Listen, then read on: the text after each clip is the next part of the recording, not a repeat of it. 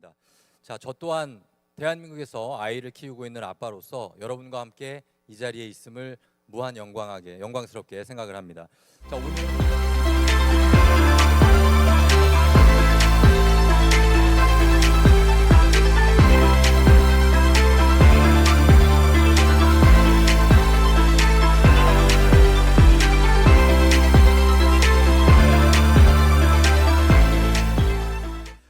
저출산정책 권역별 순회 토크 콘서트 1회차 진행을 맡은 KBS 아나운서이자 윤슬이 아빠 김한별입니다. 반갑습니다. 일단 제 소개를 간단히 좀 드리도록 하겠습니다. 저는 KBS 창사 이래 최초로 육아휴직을 쓴 남자 아나운서입니다. 예, 감사합니다. 안녕하세요. 민지 아빠 치과의사 김영규입니다. 반갑습니다. 네, 반갑습니다. 삼남 삼녀의 아빠 VUS의 박지현입니다. 반갑습니다. 네. 네, 안녕하세요. 오은영입니다. 공군 파일럿 육아대디신데요. 보건복지부에서 운영 중인 아빠 육아 커뮤니티 모임 백인의 아빠단 활동을 하셨고요. 최근에 남성 육아에 관한 책도 쓰셨다고 합니다. 열혈 육아빠 이상범 씨, 박수로 맞아주시기 바랍니다. 안녕하십니까. 아빠 육아로 달라지는 것들의 저자 파일럿 데디 이상범입니다. 반갑습니다. 사실 지금 저는 이 자리에 보통의 아빠들을 대신해서 서 있지만 저도 다르지 않았습니다. 사실 첫째를 아내가 뱃속에 가졌을 때도 육아를 어떻게 해야 할까라는 생각은 많이 하지 않았던 것 같아요. 그러다 보니까 첫째가 태어난 이후에 정말 하루가 멀다 하고 계속 싸웠습니다. 그렇게 싸우던 아내가 어느 날 저한테 이런 말을 하더라고요. 네가 한번 키워봐라. 너는 죽었다 깨어나도 모를 거야.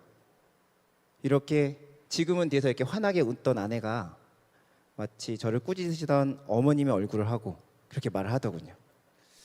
그래서 저는 그때 육아휴직을 결심했습니다. 사실 조금은 부끄럽지만 그때는 그런 생각도 했거든요. 육아휴직해서 조금 나도 쉬어볼까? 하지만 그런 것들은 정말 맞지 않는 말이고 저는 육아휴직을 하면서 그 육아휴직은 어떤 것을 상상하던 정말 어렵다는 것을 깨달았고 그런 것들을 지금 이 자리에서 나누고 싶어서 이렇게 참석하게 되었습니다. 잘 부탁드립니다. 네, 감사합니다. 그러니까요. 그래서 그 아빠들의 고충을 좀 들어보려고 합니다. 이상범 씨, 고충 많으셨을 텐데 어떠셨어요? 사실 저는 육아휴직을 한 케이스고 육아휴직을 하려고 그러니까 육아를 제대로 하려고 생각을 하다 보니까 제일 먼저 눈에 밟히는 것은 동료들이었습니다. 이게 회사에서 저의 역할이 있고 해야 될 일이 있는데 그것들이 제 빈자리가 채워지지 않은 상태에서 제가 육아휴직을 한다고 나가면 그 일들이 고스란히 선배, 후배, 동료들 이렇게 넘어가거든요.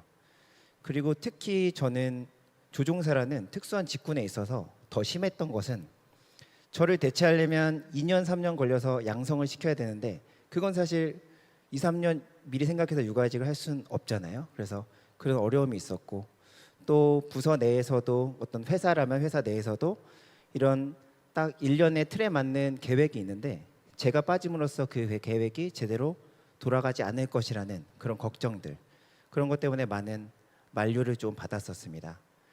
그리고 마지막으로 하나 덧붙이자면 제가 육아휴직을 할 때만 해도 한 달에 제가 받는 돈이 50만 원이 채 되지 않았어요.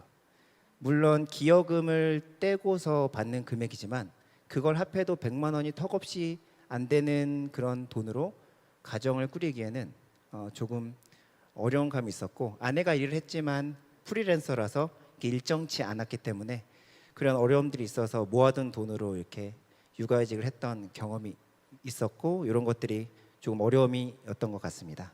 네, 말씀하셨지만 마음을 먹는 것도 쉽지 않았고 또 마음을 먹고 실행한다 하더라도 경제적인 이유라든지 또 직장 내에서의 상황 때문에 굉장히 어려움을 겪는 게 사실입니다. 근데 그럼에도 불구하고 저도 그렇지만 이상범 씨도 그렇지만 육아휴직을 할 수 있다라는 것만 해도 참 감사한 일이다 생각하시는 분들도 있거든요. 과연 나는 육아를 통해서 무언가를 배웠고 뭘 얻었다 한번 좀 얘기를 들어보면 좋을 것 같습니다. 먼저 우리 열혈 육아빠 네 부탁드리겠습니다. 이상범 씨.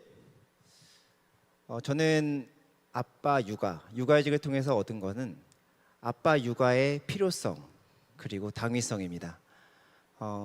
우리나라 특히 대한민국처럼 육아에 있어서 기울어진 운동장, 육아와 가사의 모든 책임이 아내한테 많이 가 있고 이런 것들이 제대로 분배되어 있지 않는 이런 현 상황 속에서 아빠마저 육아를 외면한다면 그런 모든 힘든 일을 아내가 홀로 감당해야 될 것이기 때문입니다.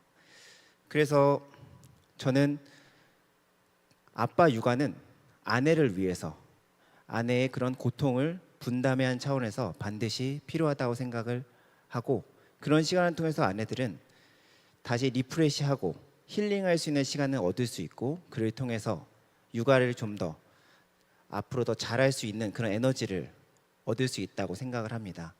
그리고 한 가지 더 말씀드리면 우리 자녀들의 미래를 위한 것인데요.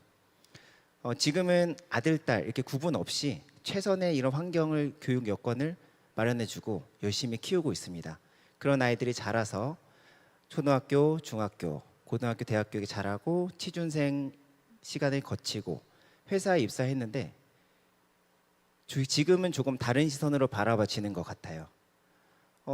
저 사람은 언젠가 결혼을 하고 아이를 낳고 육아휴직을 하지 않을까? 혹은 퇴사를 하지 않을까? 이런 것들이 지금 있어서 유리천장 이런 것들을 만들지 않나. 그리고 딸을 키우는 입장에서 이런 것들은 지금 우리 세대에서 끊지 않으면 악순환이 계속 반복되지 않을까 이런 걱정이 앞섭니다. 그래서 저는 아내들을 위해서 그리고 우리의 자녀들의 미래를 위해서 아빠 육아는 선택이 아니라 필수라고 말씀드리고 싶습니다. 네, 아빠 육아는 선택이 아니다 필수. 그리고 나를 위한 게 아니라 우리 가족과 또 아내를 위한다라는 얘기가 굉장히 공감이 됩니다. 근데 지금 보시는 분들, 함께 하시는 분들 사이에서는 아니 그게 말이 쉽지 시작하기가 너무 힘들어 이렇게 생각하시는 분들도 있으실 수 있거든요. 여기 또 나와 계시니까 과연 이 아빠 육아를 어떻게 하면 좀 부담 없이 시작할 수 있을지 그 시작 노하우에 대해서 좀 한마디씩 들어보도록 하겠습니다. 사실 처음 아빠 육아를 한다고 생각하면 걱정이 앞설지도 모르겠습니다. 아빠 육아를 한다고 하면 뭔가 대단한 거를 해야 되겠다 이런 생각이 어쩌면 발걸음을 멈추게 할 수도 있는데 아내를 위하고 아이를 위한 육아는 그렇게 거창한 것이 필요한 것이 아닙니다. 퇴근 후에 1시간, 2시간 그냥 아이가 놀아주는 것만으로도 아내는 힘을 얻고 아이들은 아빠를 더욱더 좋아하게 될 것이란 고 확신합니다. 아빠 육아는 대단한 게 필요한 것이 아니라 얼마나 하는 것이 더 중요하기 때문에 이 점을 기억하신다면 그렇게 큰 부담 없이 아빠 육아를 시작하실 수 있지 않을까 생각합니다. 네, 이 점에 있어서는 제가 참 죄송한 말씀을 드리고 싶은데요. 저희 회사 프로그램 중에 자꾸 아빠를 슈퍼맨으로 만드는 프로그램 때문에 아빠 육아가 너무 어렵다, 슈퍼맨들만 할 수 있다 이런 생각을 갖고 계실까봐 절대 그렇지 않다라는 점 말씀드리면서 편안하게 그 대단한 일, 거창한 일이 아니다라는 말씀해 주셨습니다.